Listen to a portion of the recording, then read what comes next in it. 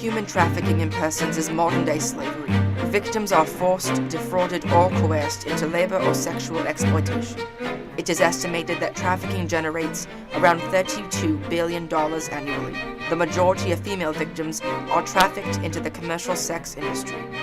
2 children are sold every minute. All around the world, violations of these most basic human rights are being committed. Even America is struggling with human trafficking, most especially in the commercial sex industry. This is where Love 146 steps into action. The Cleveland Task Force raises awareness for human trafficking, and we train individuals who are interested in being abolitionists to do so, and they can pinpoint potential victims.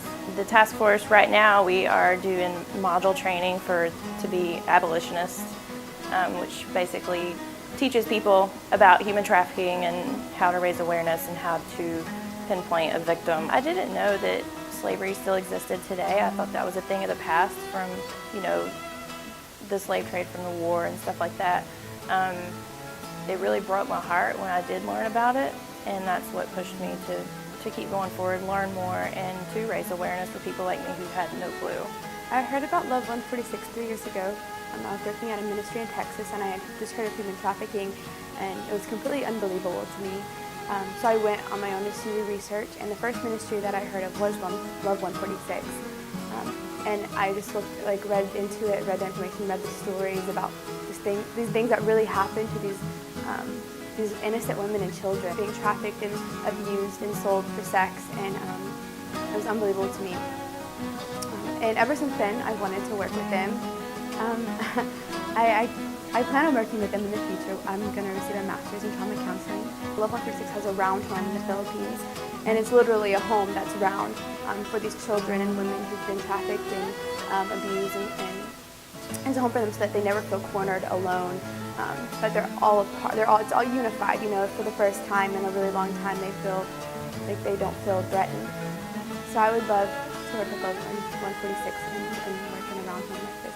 In 2002, the co-founders of Love 146 traveled to Southeast Asia on an exploratory trip to determine how they could serve in the fight against child sex trafficking. In one experience, a couple of our co-founders were taken undercover with investigators to a brothel where they witnessed children being sold for sex. This is the story that sparked our abolition movement. We found ourselves standing shoulder to shoulder with predators in a small room, looking at little girls through a pane of glass. All of the girls wore red dresses with a number pinned to their dress for identification. Sorrow covered their faces with nothingness. Except one girl who wouldn't watch the cartoons. Her number was 146. She was looking beyond the glass. She was staring out at us with a piercing gaze. There was still fight left in her eyes. There was still life left in this girl.